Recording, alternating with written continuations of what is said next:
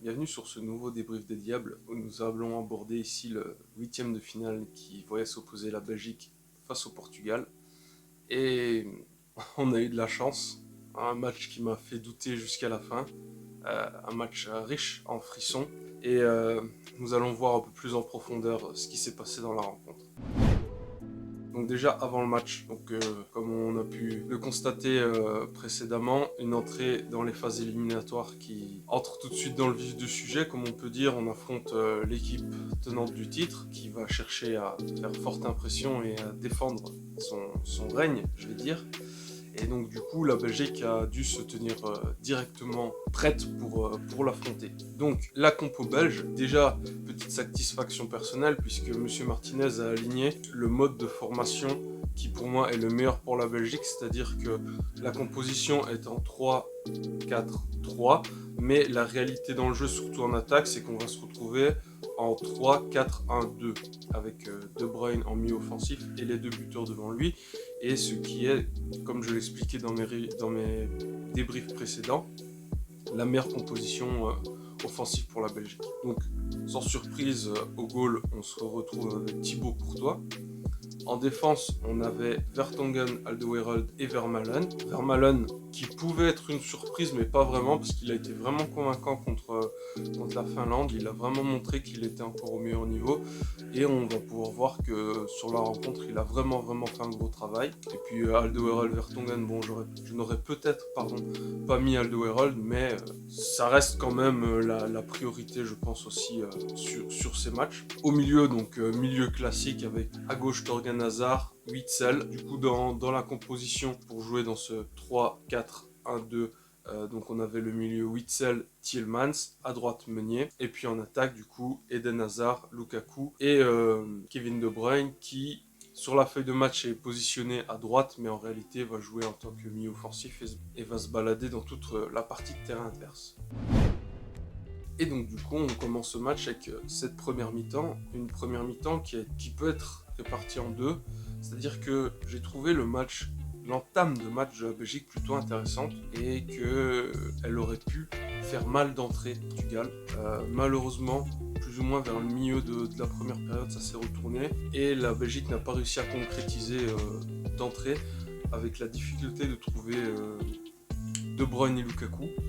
D'ailleurs, j'ai trouvé que au fur et à mesure que la partie avançait, on a vu des Belges qui ne voulaient pas trop se projeter parce qu'ils avaient peur de se prendre des contres. Comme je l'ai dit dans ma preview, les joueurs offensifs portugais sont très rapides.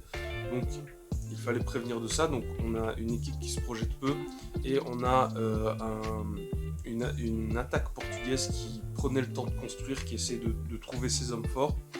Et à partir du moment où Renato Sanchez a commencé à prendre les choses en main au milieu de terrain et que Palhinha a été très fourbe, je vais dire pour rester correct, au milieu de terrain, et il faut avouer que ça a été efficace et que c'est à partir de ce moment-là où le Portugal a pris l'ascendant sur le match. Et du coup on s'est retrouvé avec beaucoup d'offensives portugaises et très peu d'offensives belges qui auraient pu être dangereuses, auraient pu aller au bout. Malheureusement, on a vu que certaines erreurs d'arbitrage n'ont pas amené ce qu'elles auraient dû. Je pense notamment à la course de Lukaku où Palhinha le retient par le maillot, il ne prend pas de carton jaune. Et derrière, il prend un carton jaune sur le tacle sur Kevin De Bruyne en fin de première période. Donc c'est un peu frustrant, mais bon, l'arbitre à ce niveau-là n'a pas fait son travail, mais ce n'est pas que sur ça pas que nous n'avons pas fait une bonne mi-temps, mais que nous n'avons pas été aussi explosifs et aussi entreprenants en attaque que je l'aurais cru. Toujours concernant l'attaque belge, j'ai trouvé qu'il y avait un gros manque de mouvement offensif, du coup dû à ce manque de projection vers l'avant. Les milieux avaient du mal à se rendre disponibles, et les quelques fois où Torgan Hazard arrivait à se rendre disponible, ça a créé du mouvement, ce qui était intéressant, mais du coup on ne pouvait pas l'exploiter puisqu'il faut avouer que le travail défensif portugais était vraiment intéressant. Et de l'autre côté, j'ai trouvé qu'il y avait une sous-exploitation du côté droit, donc par Meunier qui des fois était complètement libre. Il suffisait de renverser le jeu par une transversale pour au moins créer un décalage du bloc portugais. Mais celui-ci était tellement resserré que je pense que ça devait être dur à voir et que malheureusement on n'a pas pu agir là-dessus. Alors, à contrario, la défense belge a montré tout de suite qu'elle était en place et on a pu voir que on a réussi à contrer la majorité de tout ce qu'a bien fait le Portugal. Hormis une fois en début de match, on a vu un décalage de Renato Sanchez en profondeur pour Diogo Jota qui loupe complètement sa frappe et heureusement. D'ailleurs, c'est ce qui va être un peu, je vais dire, ce qui va porter préjudice au Portugal, c'est ce manque de justesse dans le geste final qui va porter chance du coup à la Belgique. On a pu voir que les Portugais n'ont pas hésité lorsqu'ils ont eu les opportunités à aller de l'avant et à provoquer. Et on a une défense qui a réussi à faire le travail. Au départ du match, c'était vraiment nos trois joueurs défensifs, pas qui étaient livrés à eux-mêmes, mais qui étaient principalement visés et qui ont réussi à bien bloquer les offensives portugaises. Toujours au niveau de la défense, on a pu voir aussi, et c'est ce qui fait extrêmement plaisir, une domination dans le jeu aérien. On a complètement réussi à couper le jeu de tête de Ronaldo, ce qui est rassurant parce que c'est peut-être là où il était vraiment le plus dangereux finalement et ce qui a permis de limiter son apport offensif parce qu'on peut voir que on a pu voir souvent qu'il faisait des décalages de la tête ou qu'il arrivait à contrôler le ballon, on l'a bloqué là-dessus et du coup on arrivait après à une situation où la Belgique du coup a joué en bloc bas parce qu'elle a subi énormément, mais ça c'était plus en fin de mi-temps. Et c'est ce qui a créé le changement, la bascule même, je vais dire, pour le match, puisque la Belgique a pu jouer des contre-attaques. Donc il y a eu cette première contre-attaque qui a été avortée par la faute faite sur Lukaku. Il y a la seconde contre-attaque qui est lancée par De Bruyne qui se fait faucher. Le joueur reste sur le terrain. Bon, alors il touche le ballon. Pour moi, il doit prendre un jaune. Donc l'arbitre ne peut pas, logiquement, laisser continuer à jouer.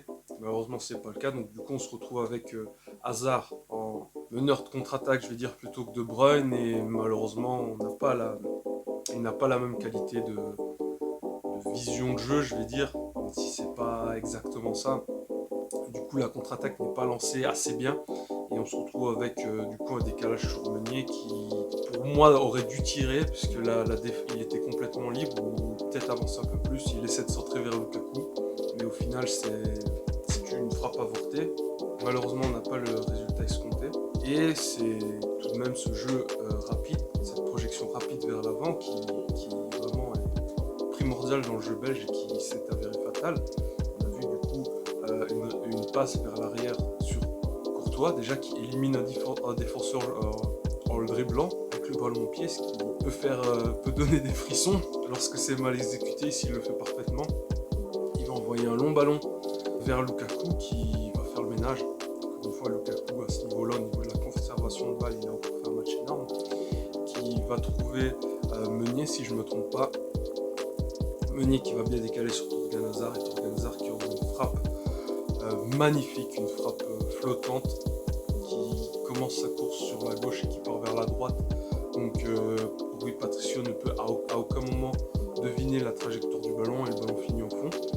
Et ça a vraiment été la bascule du jeu, puisqu'il faut l'avouer que la Belgique marque contre le cours du jeu et que c'est peut-être la seule frappe, hormis peut-être la frappe de Thomas Meunier qu'il met au début du match, une frappe de l'extérieur qui finit encore en 6 mètres, donc qui n'est pas vraiment cadrée.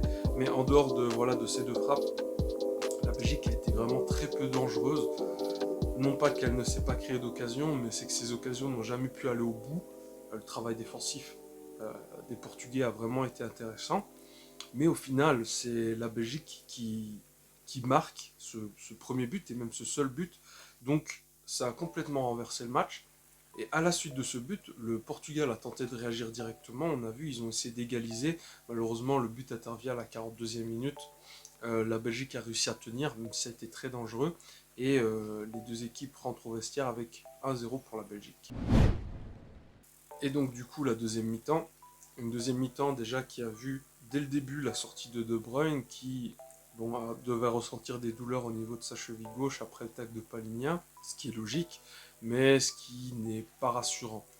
Euh, je vais juste aborder cette blessure vite fait. La seule chose qu'on peut considérer comme rassurante, c'est que De Bruyne n'est pas allé au vestiaire et qu'il a continué de marcher correctement et qu'il a suivi la rencontre jusqu'à la fin.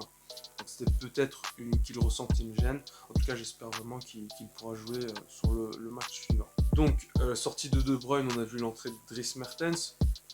Choix du coach. Je ne sais pas si c'était le meilleur choix. En tout cas, il a fait l'entrée qu'il a fait. Globalement, il n'a pas fait un mauvais match, même si je trouve qu'encore offensivement, il a du mal à. C'est bizarre puisque Mertens a toujours fait partie de cette attaque de feu, mais je trouve que par rapport même à Hazard, il apporte moins en attaque, ce qui est bizarre. Mais globalement, au moins, il fait les efforts défensifs et c'est le principal.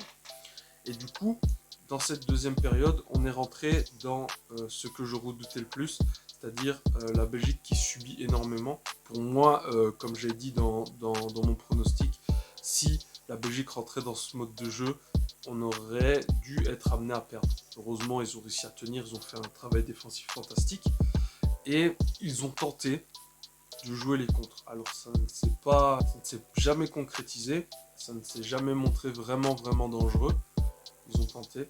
Et d'ailleurs, le gros reproche que je peux faire à la Belgique sur cette deuxième période, c'est le manque de pressing sur les défenseurs portugais ballon-pied. Alors toujours dans la même optique de ne pas trop se projeter, mais je trouve ça dommage que quand tu as des joueurs comme Pep par exemple qui se retrouvent balle au pied pendant 10, 15, 20 secondes sans recevoir aucun pressing et qui permettent au Portugal de construire à leur rythme. Je trouve ça vraiment dommage puisque bon, avec toutes les qualités que Pep a, on sait que ce n'est pas un joueur forcément technique et lui mettre la pression aurait pu donner une passe approximative et peut-être faire gagner le ballon à la Belgique. Donc ça, je l'ai trouvé dommageable. A contrario, du coup, ce qui m'a vraiment rassuré dans ce match, c'est la solidité défensive dont a fait preuve la Belgique, notamment lorsqu'on avait cette ligne défensive de 5, donc c'est-à-dire que les pistons donc Torgan Hazard et Meunier redescendaient, qu'on se retrouvait avec une ligne de 5 défensive, c'était quasiment impénétrable. Je veux dire, le nombre de frappes qu'a pu avoir le Portugal dans la surface, je pense qu'il se compte sur les doigts d'une main, malgré le fait qu'ils aient eu 23 frappes en global sur le match. Déjà, on peut voir sur les stats que leur nombre de tirs cadrés est moindre et que du coup, par rapport à ça, le nombre de frappes proches du but, je veux dire en dehors de la tête de Ruben Dias, qui voit un arrêt d'ailleurs somptueux de Courtois, je pense pas qu'ils aient eu vraiment de frappes dangereuses. On a vu beaucoup de tentatives hors de la surface, donc ce n'est pas critiquable, je veux dire, puisque c'est dans cette configuration de frappe que Torgan Hazard marque et débloque le compteur pour la Belgique. Malheureusement, ça a fait défaut portugais. Comme je l'ai dit juste avant, c'est leur manque de justesse dans le dernier geste qui ne leur permet pas de revenir au score et leur a fait préjudice sur tout le match. On notera aussi la solidité défensive dans le jeu aérien. Je trouve qu'il a été encore plus marquant dans la seconde période où là on a vraiment, je trouve surtout au niveau de Alderweireld et Vertonghen qui ont fait un match au niveau du jeu de tête impérial. Alors certains moments ils se précipitaient un peu, leur relance de la tête finissait sur des joueurs portugais, mais il faut l'avouer, Cristiano Ronaldo n'a pas existé limite dans ce match, je vais dire. Alors moi j'ai vanté son style de jeu dans le pronostic en disant qu'il en faisait énormément pour son équipe collectivement, mais on a réussi à bloquer ça. Il faut être honnête, on a réussi à bloquer ça. Sur ses pénétrations, il a rarement réussi à donner la passe qu'il fallait. Il a réussi une fois où il a réussi à donner un ballon à Diogo Jota qui était idéalement positionné. Heureusement, Diogo Jota se craque totalement sur sa frappe et sa frappe part au-dessus de la cage. Et c'est peut-être la seule action vraiment notable de Cristiano Ronaldo en dehors de ces deux coups francs qui, déjà, le premier en première mi-temps, voit un arrêt fantastique de Thibaut Courtois et le second finit au-dessus des cages. Mais il faut avouer qu'à chaque fois que Cristiano Ronaldo se positionnait derrière le ballon à coup franc, j'avais le cœur qui commençait à battre, puisqu'on connaît sa qualité de frappe. Heureusement, ça ne s'est jamais concrétisé. Et du coup, lorsqu'on regarde un peu ce qu'a fait l'attaque belge en seconde période, c'est là que pour moi elle était un peu décevante. Alors certes, on a joué bas, mais on a eu des vraies occasions de contre, et malheureusement, on n'a jamais réussi à être bon dans les dernières passes pour se créer des frappes. On a vu des occasions, par exemple, surtout en fin de période, là où c'était le plus chaud d'ailleurs, là où le Portugal a le plus poussé pour tenter de marquer, heureusement ils n'ont jamais réussi. Les décalages de Lukaku étaient un peu trop approximatifs. On a vu des hésitations de passe sur Dries Mertens. Malheureusement, comme j'ai dit, on n'a jamais vraiment réussi à être dangereux offensivement en seconde période, contrairement à la première période où j'ai trouvé qu'on était un petit peu plus juste dans nos gestes, je vais dire.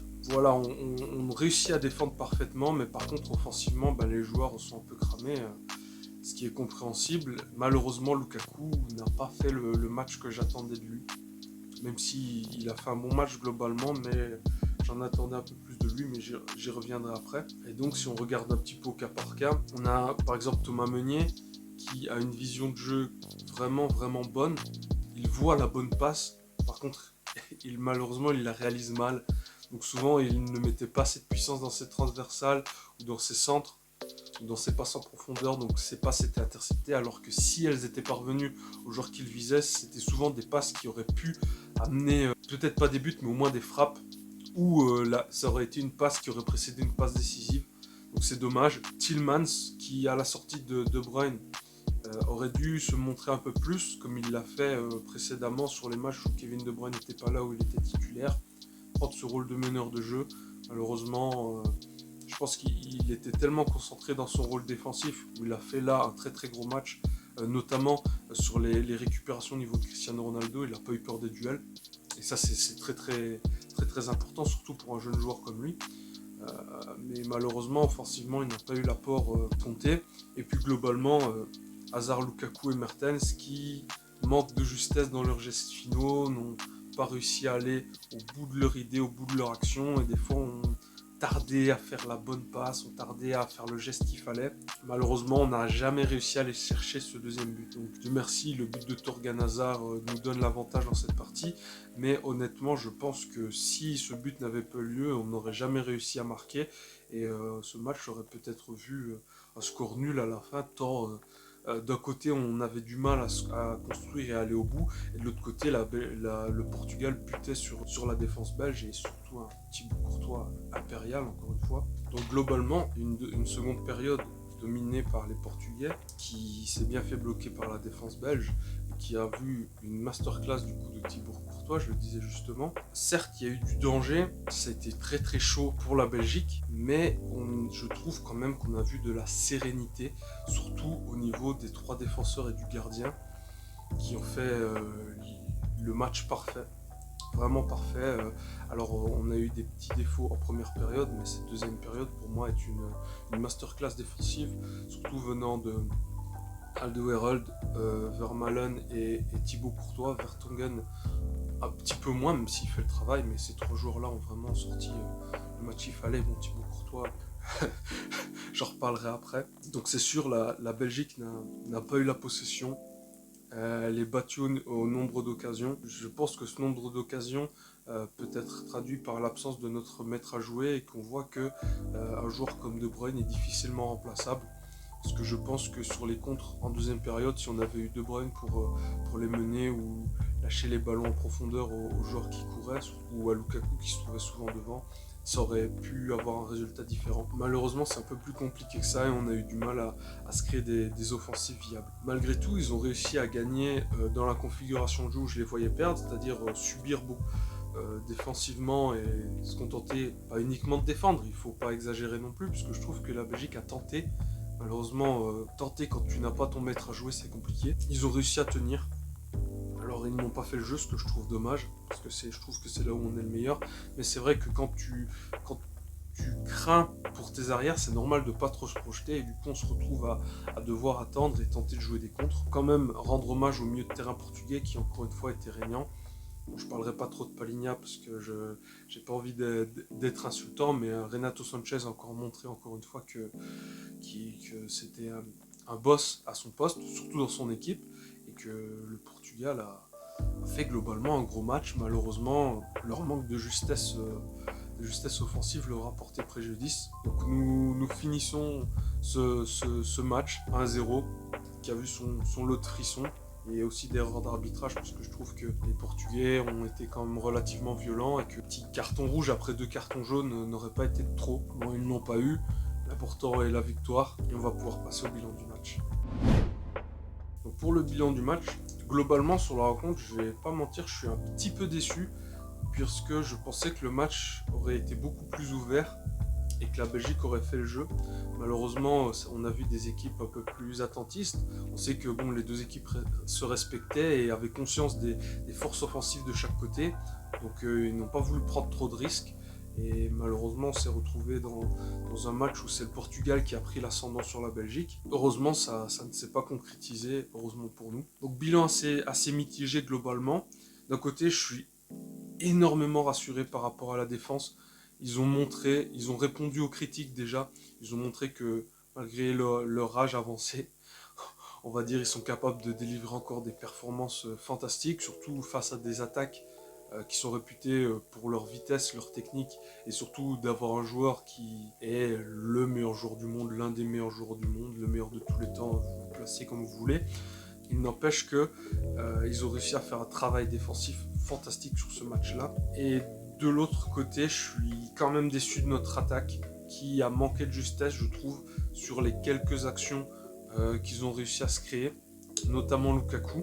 Alors je suis partagé de Lukaku parce que d'un côté il fait un match fantastique dans la conservation de balles, dans ses courses. Alors ok, il s'est fait une fois coucher par Pep.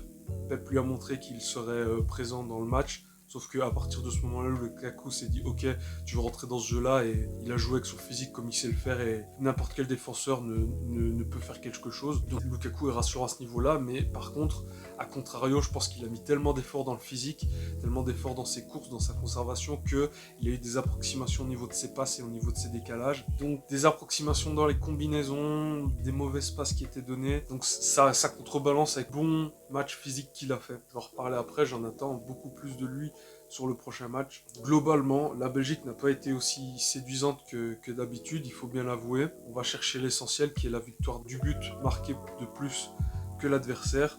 Et j'espère vraiment que Eden Hazard et Kevin De Bruyne pourront jouer le prochain match, même si j'ai un gros doute pour Eden Hazard. Les points négatifs et positifs. On va commencer par les points négatifs une nouvelle fois. Donc déjà l'attaque pour commencer, qui moi personnellement m'a déçu aussi bien offensivement que défensivement. Donc offensivement par les approximations dans les passes et défensivement parce que je trouve qu'ils ont laissé trop de liberté aux défenseurs centraux. Alors je dis pas que tout le monde devait mettre du pressing, mais on a vu des fois que c'était Witsel qui était obligé de venir aux avant-postes pour mettre du pressing parce que les joueurs de devant ne le faisaient pas. Donc c'est sûr qu'ils permettaient d'être plus explosifs sur leurs courses de contre-attaque. Mais comme on a vu que les contre-attaques n'étaient jamais vraiment dangereuses, est-ce qu'il n'aurait pas mieux valu mettre du pressing sur les défenseurs centraux? Bon, ça c'est au jugement du coach.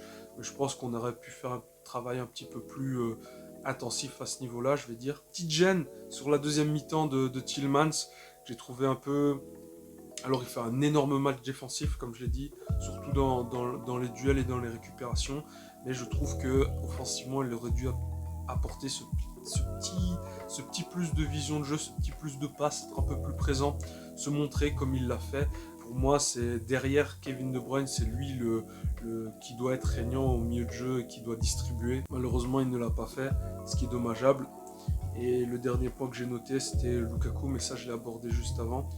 Donc Lukaku qui fait un très gros match physiquement, dans la conservation, dans les courses, mais malheureusement qui n'arrive pas à faire les passes justes qui auraient pu nous permettre d'aller au bout, ou des dribbles un peu trop cafouillés qui ne permettent pas d'aller chercher la frappe qui aurait pu lui ouvrir son score.